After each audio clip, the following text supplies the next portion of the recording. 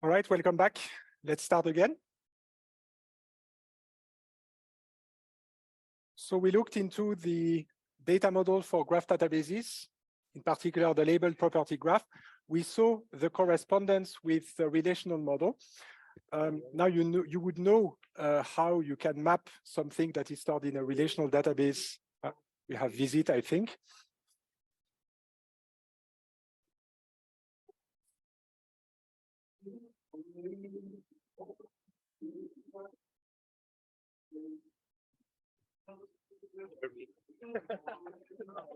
Hello. Sorry? A poem for us. Sorry? A poem. Oh, a poem. Oh, yes. So I have to recite a poem. I know the beginning of the Lorelei. I know the beginning of the Lorelei.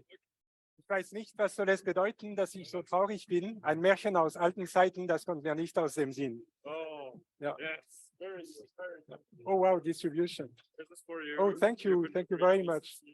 Thank you. Thank you for all you're doing. Thank you for passing by too. You want to say hello to the people on Zoom? Oh, Because we have here 31 people on Zoom. Oh, yeah. Oh, Merry Christmas. Yeah. Yeah.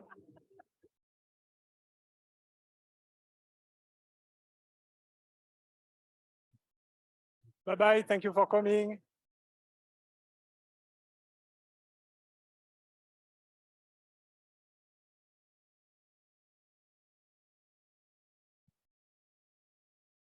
Yes.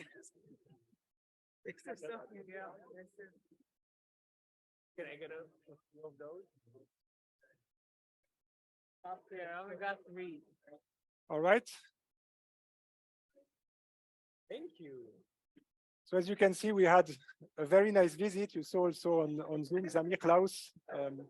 So yeah, I hope you enjoyed it. It seems that you had also plenty of candies or, wow, looks very yummy.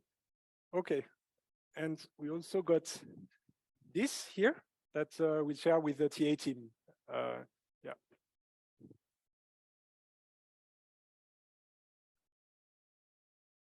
All right. So now that brings us back to relational databases and graph databases. So in graph databases, we have nodes that have labels and properties, and they can be mapped to columns and rows. We saw there was a question during the break that it is indeed true that if you have 1 million rows in the relational table, then you are going to have 1 million nodes in the graph database, right? Likewise, if you have 10 columns, then you're going to have 10 properties attached to each node. But again, to repeat what was asked, there is absolutely no constraint in the graph database that all the nodes with the same labels have to have the same properties. There is nothing like that, but you can choose to enforce that, and this is by means of a schema.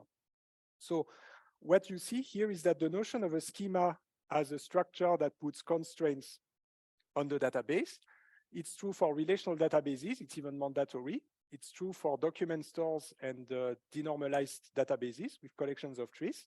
Schemas are optional. And it is also true for graph databases that you can have schemas, and this is optional. Okay? So now, who says schema?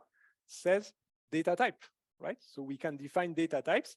And the beautiful news I have for you is that we've spent an entire week on data modeling where I showed you the types that you can have. And if you look at the documentation of Neo4j, there will not really be a big surprise if you look at it, because look what we have. In yellow, I put the atomic types. So we have integer and floats. These are the 2 number types. It maps to integer in JSON or JSONic and float probably to double. It's the same as in Python, I think. So, you know, in Python, what Python calls float is also actually a double precision, and integer is the full range of integers. So you see it has a bit less number types, that's just these 2, but they map in that way. So no surprise there. String, no surprise. Boolean, no surprise. We have date, time, date, right? They also map well. It distinguishes between local and normal. That basically is about the time zone, right? So here you don't have any time zone. Here you have a time zone. And in JSONic, you do support time zone optionally. So this is why it maps there. we have durations, also maps to duration, and we have a few more, right? But that can happen. We have the notion of a point, probably the coordinates of a point somewhere in the plane or in space. Then in blue, we have structured types. Who is surprised? Okay, you're pretending to be surprised, let's say. Lists and maps, there is also nothing new there. Objects, arrays, this is all the structure types that we've already known from before. So there is also no surprise. What there is in green is a bit of a surprise, but it's only a surprise because we didn't look at graph databases before, right? So obviously now we have a graph database, so there are extra types for the purpose of the graph database, right? So obviously you have some types for the nodes, right? So this is a node, and the value is a node, right? But you have to think in an abstract way, right? This is an object that is a node in the graph. The relationship represents an arrow, an edge in the graph. And then you have the notion of path, which can also be useful when you try to find paths, like the shortest path and so on in the graph, right? So this is the menu that we get for Neo4j. These are all the types you have. And basically you can use these types in the properties like this, right? You can say this is with a schema, this is an integer, this is a float, this is a string. All of them? Actually not. Actually not, because what you can have in a property as a property value, there is a bit of a restriction. It has to be atomic types, atomic values, and you cannot have these with one exception that is kind of tolerated. You can have lists of homogeneous items. So, you know, we've seen that in JSONic. For example, you can have an array of integers, you can have an array of strings, you can have an array of dates and so on. This is fine. This you can still have as the value in a property. So you see, it's not exactly the first normal form. Let's call it almost the first normal form, with the small exception that you can have homogeneous arrays, right? With just all the same values everywhere. We'll see when you look at the physical level of storage why that actually probably is that this decision was made. Yes? So if lists are accepted, then what about maps? Because wouldn't maps then allow to have actual table structures inside? This is probably a design decision. You could probably extend Neo4j to also support maps in properties. They made the decision not to. If you did support maps, you can probably make a guess later, take a guess at what you would need to change on the storage layer to implement it. I'm sure there would be a way to implement that feature, right? But as of now, as it is announced, the only non-flat thing you can have is a homogeneous array. All right? Okay. Right. So this is the menu, and again, this is to put in perspective with everything we've seen so far on the type system. So you see, hopefully now you feel how easy it is now to look at new type systems based on what you already know. Okay. So the next thing I would like to look at now is the relationship types. What is a relationship types? It's the labels on the relationships. There is a bit of a difference with nodes though, is that in the case of a node, you only have, no, sorry, in the case of a node, you can have 0, 1 or more labels, as many labels as you want. Noting that 0 is not recommended. There is a general recommendation that unlabeled nodes are not very useful, right? The whole point of a node is to be found. And typically you find the nodes with labels, right? So, but it can have 0, 1 or more labels. A relationship has exactly one type. So you will understand what that means when I give you an example, but basically here I put as, I use the double quote, basically. I have the full edges, basically means type A, and here I have the dashed rows that are typed as P, right? So B, sorry, A and B, right? So we have two types of relationships right there. But now here is an example, the sort of things that you do and how they map. Because remember, the whole idea of a graph database was to have the joins implemented. So you should think of these as the pointers in memory that you follow and the equivalent of what would be a join. So basically, if you have, for example, now one of the sons of Albert Einstein, Hans Albert Einstein, profession, he was an engineer, and then you have this child relationship, the way it would map in the relational view would that you would have, in that case, the same type. It doesn't have to be, of course, sorry, the same label. It doesn't have to be, but in that case, it is. So we have these two nodes here, Albert and Hans Albert. And here, this relationship here corresponds to a relationship table that references both to and from here via the ID. So this is a foreign key to here, this is a foreign key to here, and this is how you implement a relationship in a relational database. For whom is that clear? Right. So you go from 1 to 2, and that's how you do it. Now, this is for N to M relationships, right? When you can have any number in both sides. If you had hypothetically, of course, that's not a good example here, but just hypothetically, if there's only one, meaning that it's N to 1, then you could inline, instead of having a separate table there, you could inline this as a foreign key, right? So you have child pointing to the other brackets. Right. So hopefully you see now how this maps. It's the idea of foreign key and primary key maps to a direct pointer via an arrow in the graph database. Okay. And of course, unlike in a relational database where when you have a foreign key and a private key, it has to go from that label to that label and so on and so on. In the graph, you don't have these constraints. You can actually put any relationship you want on any nodes you want and give it any name you want, right? So you have more freedom in a graph database. But if you put some constraints in a graph database, then you can actually map it back to the relational model.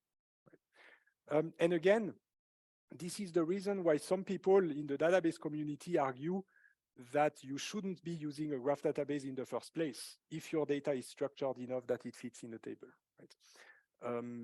But some people appreciate the flexibility of the graph database because of there are some problems that can be solved more efficiently than with a graph database. For example, as soon as it's graph algorithms and these kind of things that a relational database was never designed for, right? So in the end, it's all a matter of use cases, right? There are use cases for which a relational database is better, and another one where the graph database is better. All right, so you see now that's the whole picture. We have the model. It's a graph with nodes and directed edges. And we have properties on the nodes and on the edges. Yes, you can have properties on the edges, then you just have additional columns there, right? That would be the properties on the edges. Yeah, and relationships have a type, and nodes have 0, 1, or more labels. Who is clear with the data model of graph database? Okay, this is the labeled property graph model. Do you have a question? Yeah, maybe if you can send the catch box. What is a node without a label, not without a label, without properties? Sorry, I cannot. Node without properties. What does it represent? Like, is it just empty? Oh, yes, the node with no properties.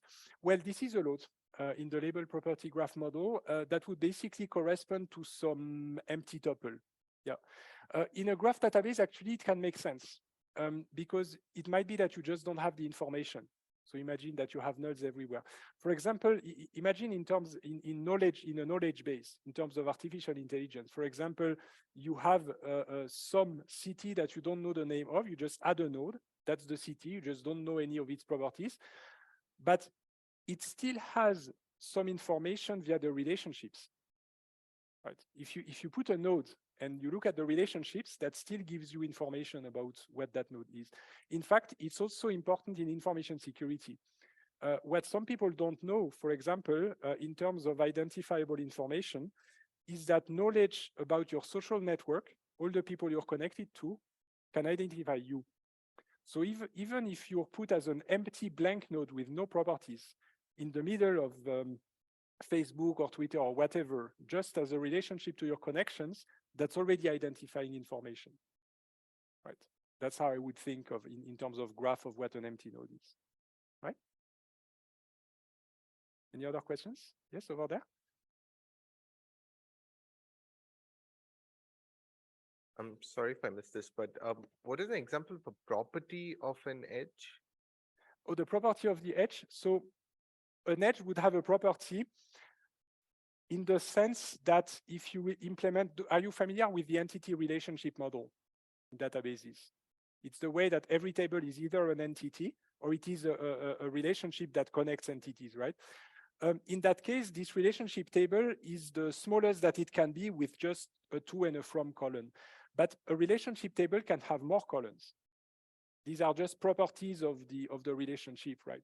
For example, you could have, I don't know, a relationship between students and courses that basically says you visited a course, right? So you can have a node that is you and a course that is big data. And then you can have a property that says in the fall of 2022, right? Does it help? Yeah. Awesome. Okay. Okay. So now we go to the best part. And this is exactly just no difference than relational tables or trees, is that now that we have a model, we can put the data in the database and now we can start querying it. But of course, when we query a graph database, it's not like we query a relational database or a document store. It's going to be different. How is it going to be different? Well, it's different because we're interested in patterns. For example, I have on the left some graph, and I use the dashed versus full lines just for the types of the relationships, and I used colors just like the mathematicians for labels on the nodes. And on the right, you have a query. This query, it's a pattern. We are looking for a node connecting through a dashed line, connecting through a third node via a full line. Can you see some results on the left? Who sees some results? For example, this, right? This here is a pattern matched, right? This is also a pattern that we recognize here. There is another one here. There is another one here. So you see, with this can be seen as a query, right? And the results of the query are all the matches that we find in this graph, right? So you see the look and feel, it's a bit different from a relational database where we select and project and group and order. Here we just try to find patterns. So now I'm adding back these labels. This is just the same, right? B is for the full line and A for the dash line. It's just in order to give them names, right? Because of course, as you imagine, when you type a query in a computer, you cannot type a dashed line or type a full line, right? So obviously you use strings in order to identify the types of the relationships. So we have A and we have B, and now we have A, B here, and so on.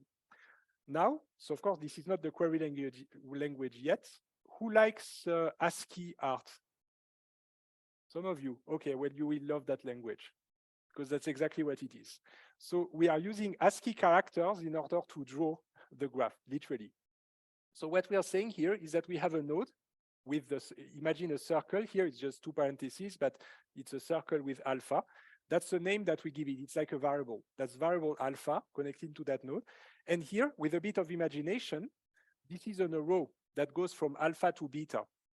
This is an arrow. You see the arrow here with the little arrow here. And then that's a label on the arrow with these square brackets, like a rectangle that is put on the arrow. And the column means that it's the type of relationship. So it's type A here, right? Then you have another arrow, but this arrow here has the type B and goes to gamma. What that means is that when you have a match, you have A and B, and this is called alpha, this is called beta, this is called gamma. But of course, every match will have a different alpha, beta, and gamma, right? But every time you have an alpha, beta, and gamma. And this gives you variables in the results. And the result of that query are all the matches. So it's a sequence of matches with an alpha, a beta, and a gamma. Okay? And now you can start using the language. So you already know that the colon is for labels. So why don't you use the colon also on the node? So here you're constraining beta to be yellow. Right? So you're going to have less results because when beta is blue, then that's no longer going to be included, right? So now we have again a match because here it turns out that beta is yellow. So this is fine. So you see on the left, the variable name, how I want to call it in my query. And on the right of the column, this is the label. Okay, I continue. How do we filter properties then? Well, it's the JSON syntax, kind of. It's single quotes, but you recognize the pattern, right? So, but still the curly braces. There is no colons there. So it's, again, JSON-like. I'm not going to say exactly JSON, JSON-like syntax. So we want alpha to have the name Einstein. Now, this is going to be very restrictive, right? Normally, the results you will get here, there will be very few ones because you're really just going to get all the people in the family Einstein, right? For whom is that clear? What's going on here? Okay. You can also write it on multiple lines. So here, what I did is that I have my first node, then I have an arrow that goes to beta, then an arrow that goes to gamma. I just spread it over multiple lines. Okay. Now we can have both a label and a property. So here I'm saying that I want gamma to be blue, the label blue, and the name must be ETH. So we are matching this, right? A blue node with the property name associated with ETH, right? And of course, you can also have multiple properties if you want, right? Just comma separated, and then you can filter multiple keys. Okay. Now, since it's ASCII art anyway, why don't we invert the arrow? We can absolutely do that. And now we are looking for a pattern where I'm going from alpha to beta, from alpha to gamma, of course, with the types A and B on the relationship. And now I want an arrow in the other direction that goes from delta to gamma, also called B. This is a match, right? You see, AB, sorry, and then B from delta to gamma, right? So you see, this is just the pattern here that we find here. Who sees that it's the same pattern? Okay. Finally, and this is a question that one of you asked during the break, you can have cycles. So you can have alpha to beta to gamma to delta, and then again closing the cycle with alpha, right? So you see now we have the full pattern there, and this is how it matches, right? It's beautiful, isn't it? This ASCII art-like language. Okay, and now if you want to do some more algorithms in path and so on, you also have some more construct. Like for example, you can find a path from alpha to beta with a length between 1 and 4, right? So in that case, the length is 1, 2, 3, 4. The length is exactly 4. So it's trying to find all of the paths that have that length. This is why you had, by the way, the type path in the table that I showed you earlier, right here. Because you actually might need it for that kind of query where you actually iterate on paths. Okay. Okay, so this is the pattern matching part of the language. By the way, I realize I haven't even told you what the language is called. It's called Cypher, as you see in the title. So it's like SQL. SQL is for tables and Cypher is for graphs. We have a question over there. For these pattern matching things, can the vertices coincide? So are we generally looking for walks or paths? You mean within the same query whether alpha can be equal to beta? Yes. That's a good question. Can we make a note to check? I'm not entirely sure. It might be that it can, that it would also match if you have if you have several times the same node. I don't see why not, but we'll check. Yeah, good question. Okay. Okay. So these are the patterns. But now here's the thing. The marketing team of any database company wants to sell you the product saying they have a language that looks just like SQL. And guess what? Neo4j has a language that looks just like SQL called Cypher. But in order to look like SQL, you need uppercase keywords, right? So this is how you look like SQL. Match and then all your pattern and then return gamma. So you see now why we need these variables, right? We give them names, alpha, beta, gamma. This is me writing the query that chose these names. And then I want to return gamma. So this is going to return for every match that is found for that pattern, I'm going to have gamma. In the shell, the result would be a single column table where you have one gamma value per line. This is how it would be displayed in that case, right? By the way, they have a nice UI in the browser. You can actually use write queries like that in Cypher in the Neo4j browser. It's very visual. You can even see the actual nodes and edges drawn on your screen. So it's pretty visual to get used to. Okay. The next thing you want to have if you want to look like SQL is a where clause, right? So it turns out there is a where clause. Not surprisingly, it does selection in the sense that it's only keeping the patterns that match the criterion that you give. And in that case, it's going to only keep the matches where there is in the node alpha a name property equal to Einstein, right? And in that case, you keep it and everything else goes away, right? So as you can imagine, this is equivalent, right? Here, I just inlined my restriction that name must be Einstein. Here, what I did is that I removed it from the pattern and I just put it in a where clause later. It's just the same thing. Yes? I'm just curious about how the actual query processing is going behind the scenes, in the sense that does it, for example, know which edges are of type A, and then it just takes the starting node and starts from there, maybe a PFS or some graph traversal? Or how does it actually know how to match this? Does it try all the node or? Indeed, that's tough. and that's probably why Neo4j is a company with plenty of employees who basically solve that problem, right? And as graph databases, I will try to give you some hints on the physical level of the sort of things you can do. But maybe what I can already tell you is that you can have index structures that, for example, index all of the nodes that have a specific label, and given a label, you can efficiently get all the nodes that have this label. You can also build the same sort of indices you have on relational databases. You can build them on properties. For example, you can index the name of every node, and then with the index, you can retrieve alpha name Einstein, right? Then the next thing to understand is that this query is a logical thing. It's what the user wants in a declarative language. How you execute it is entirely up to you. So there is basically the typical things there is in any database. You build a query plan. You try to optimize the query plan. You might come up with several query plans. You can compute the costs or the estimated costs of the query plans, and then you can select the best query plan.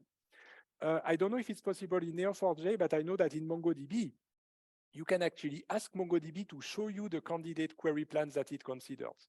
There is an explain feature, and it will show you what it considered doing and what it ended up deciding doing. Right. And the same goes here. Probably Neo4j is going to figure out multiple ways of doing that. Then it's estimating the cost and just picking the one that it thinks will be the fastest. Yeah. Go ahead. Yeah, do we have a way of saying, for example, if we're looking for a fully connected graph, it seems to me that with this syntax, it'd be hard to say that we have an edge between each two vertices. Can we say comma, there's an edge between blah and blah, or? So in that case, I think you can use multiple match clauses and spread your constraints over multiple match clauses. So we look at the clauses. It's very similar since we've learned the JSONic, right? You know the flower expressions, the way that the clauses have these tupled streams. It works exactly in the same way. I will show you in a minute, and then you will see that with multiple clauses, you can further constrain what you're looking for. Okay, thank you. Okay. Okay, so now you know three clauses: match, where, and return. Okay, here's another one. It actually doesn't really exist well, kind of exists in some SQL dialects, right? The with clause, but the with clause is basically doing a projection. It's basically a bit like a return clause where you kind of return something, but it's intermediate results, right? So it's as if you had a match return other person to upper, and then you convert to uppercase the other person's name, right? But instead of returning that, you actually go ahead and continue as the input of a new series of clauses, right? So it's a way of chaining things, right? So every time you have a with clause, you chain it with some more clauses, right? It's a way of flowing down, right? So the with clause you can think of as a projection, right? You can use as, just as in SQL, to redefine the column name. Now, why was it helpful that you learn JSONic and flower expressions? Because you have the same sort of thing going on here in spirits. Because what happens is that you should see the clauses as a flow as a stream of tuples. In JSONic, the tuples, the columns of the tuples were the variable names because we used variables. Here it works a bit differently in the sense that it's not variables with $, but it's going to be the names of properties and the names of the variables you use in your query. But the principle is very similar, right? So the first match clause is going to return all of the variables you bound. So there's George and other person. These are the two variables that you have here. So it's going to have two columns in the tuple stream that comes out of the match clause. Obviously, you filtered on George, so everything has George here. But then you might have, let's say, Mary and Caesar, right? Then you have the with clause. Again, it projects, so it takes the other person and then converts to uppercase the name property of the other person. So Mary and Caesar now uppercase. Who understands that after the with clause, this is what we get? Okay, just that we project in that. Then we have where. Where is getting rid of everything that doesn't start with C. So Mary, that goes away and we keep this. And then we return other person.name. So this is Caesar right here. This is what we return, right? So just like JSONic, you can assemble clauses in Cypher and chain them in any way you want, or almost any way you want. And you have to think of that as a flow of bindings like that, right? Except that the columns you can have can be atomic types, they can be lists and maps, they can be nodes, they can be paths, they can be relationships, right? So The columns in these bindings can be any of the types that I've shown you earlier. For whom is that clear?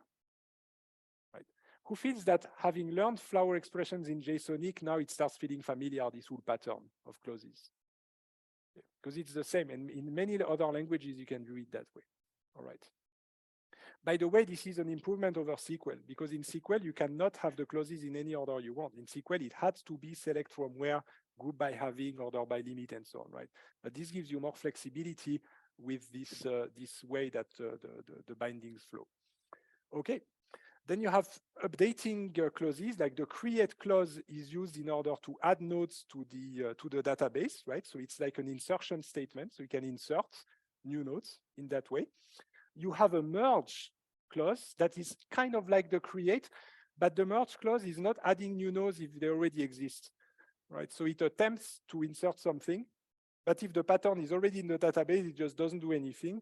Or maybe it will find out that half of the pattern is already there, and then it's just extending the database with what was missing. All right, so that's the merge clause.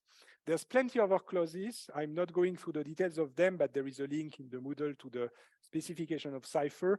So you see unwind, with, delete, limit, and so on. You have order by skip limits. So I probably don't need to explain order by skip limit. You already know what it does. What I can tell you is just that this comes after the return clause, right? So you have the return clause, and then you can add order by skip limit. It's exactly the same semantics as order by limit offset in SQL, right? Okay, now the architecture is going to be quick. It's very similar to MongoDB, at least in the first editions of Neo4j.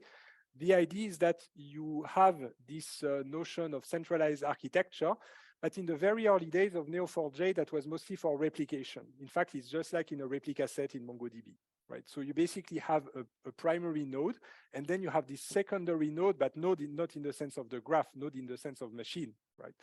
Just to be clear. So now we have 4 machines, and what happens is that these 4 machines completely synchronize and keep a full copy of the entire graph database, right? So it's entirely replicated, but there is no sharding just yet, right? It's a full copy on every single machine. Then what you can do when you have copies everywhere, and in fact, with MongoDB, you can also do that. If you have a lot of people reading your database, you can activate that people can read from any machine. And then there will be a load balancing, and then people can connect to any of the machines, primary or secondary, and then they can query the data. For writing, you can also make the same choice. You can either keep things simple and require that anytime you write to the system, it has to go through the primary machine, or you can be more lenient and say, okay, it's fine if you try to write for a replica, but as you can imagine, the engineering work that this requires is much more complicated, right? Because then you need to propagate the changes, you might have conflicts that you need to solve, and so on and so on. But these are the sort of things you see in many systems, right? This is not really specific to Neo4j. This is very similar in MongoDB. You have the same problematic. However, in the very early days of Neo4j, we didn't shard just yet. That didn't really exist yet. Sharding is everywhere. We saw it in Spark. We saw it in MapReduce, in HDFS, right? In HBase, everything is sharded. Sharding means you have a partial copy of the database distributed over machines, right? So each machine doesn't have the full view. It's just one partition or several partitions, but not all of them. Sharding graphs is very, very, very, very tricky, because as you can imagine, the whole point of a graph database is to follow pointers and navigate through the graph. But if you go across machines, then you have the problem of crossing the border across machines. So it took a while, but it was finally solved actually at several places. One was by Oracle, and we'll have a guest lecture about that directly by them on how they solved the sharding in the Oracle graph database. In Neo4j, that was also solved with a technology called Fabric, which is the idea that you just have these independent graph databases on multiple machines, and then you have some sort of primary connector here called Fabric that is a virtual graph database, doesn't actually have any data, but it acts as a proxy to all the rest. So it is as if you had here an enormous graph database that had all of the data, right? And it just ships over to the machines. This is also not very new, because in fact, MongoDB is very similar, right? You also have this main MongoDB process that connects to the replica sets independently and then propagates the and distributes the queries to the machines. So you see the sort of technologies that are going on here are actually similar across document stores and graph databases in terms of at least this architecture. But internally, of course, it's completely different. But again, I will leave it to the guest lecture of explaining how the sharding is actually happening. Okay. Now, a bit of physical details on what happens in memory and on disk. So first, memory, I'm not going to surprise you very much. This is all pointers. So how do we store, for example, the labels of a node in memory? It's just a linked list, right? Just a linked list of labels, and there you go. How do we store the properties? It's a linked list of key value pairs, right? That's how it goes. How do we store relationships? Well, you just also have a linked list of all the relationships coming out of a node, just like that, right? And then you can iterate on them. However, it's a bit more tricky than it seems. Here's why. Here, the idea is that when you want to solve a query, you want to explore the graph. So you can try this, but you can also try this relationship instead or this relationship instead. So you need a linked list between the edges, right? So you have to go in both directions. Maybe you want to go like this, or you want to go like that, right? To just iterate on all the possible ways that you can go. It's like looking for your way in a city when you're lost, right? Or you're stuck in a maze. So here the linked list is just giving you all of the exits that you can take from the nodes. But in general, maybe it goes like that. You have plenty of exits, but you might also have incoming nodes, right? So here you can just rotate using the linked list. You can choose where you exit from the nodes. In the general case, however, you could have incoming and outgoing edges, right? So you see here I have one node connecting to another node, both of label A, and you can iterate over all the incoming and outgoing edges of that node, and the same here. Why do we want to do that? Well, for example, if I start with that edge right there in my pattern that I'm trying to match, and then I'm trying to have an edge here and an edge there, then for example, here I have 4 edges I can consider, this one, this one, this one, this one. These are the 4 possible continuations. And maybe after all, this is what I pick. So I take this path, this path, this path. And you see how the linked list is useful because you go here, you go in that direction, go here, go in that direction, go there, right? So this is how you navigate the graph. You have linked lists everywhere, and the linked list iterates on the labels, iterate on the properties, and iterate on the incoming and outgoing edges for every node. So the actual physical storage, it's a bit complicated, but this is what it is, right? Every relationship that you have, which is an edge, has a pointer to the previous relationship on the left node and the next relationship on the next node, called the source node, S. And then there is a previous one on the target node, T, and the next one on the target node, T, right? So anytime you have an edge, the nearest edges, there's 4 of them, the next and the previous on that side, and the next and the previous on that side. And next and previous here just means like clockwise or counterclockwise, right? You just have some order in the edges. All right, and finally, you also have a link from each edge to the source and to the target, obviously, right? This is how you navigate. This is memory. Memory, again, linked list and pointers, you just follow pointers all the way, and this is how you resolve everything. On disk, you need, of course, to store that as bits on storage, and the way it's done is as files, just like in HBase, we had stores, right? You remember the store files in HBase? So here we have a file or several files called the node stores. Then we have the relationship stores, the property stores, the label stores. So we have all of these stores. What these files are just flat lists of nodes, flat lists of relationships, flat lists of labels, flat lists of key values, the properties. These are just flat lists. But the really nice thing about why this is done that way is that it's a flat list of fixed length records. That's very important. A node is always 15 bytes. A relationship is always 34 bytes. A property is always 41 bytes. So you see how easy it is to read a file and jump a given number of records because this is a fixed length everywhere. This is why it works so nicely. And now these two extra on the right that I didn't mention. There is an extra file for the string properties because you could have very long strings. And there is an extra file for the array properties because there can be very long arrays, right?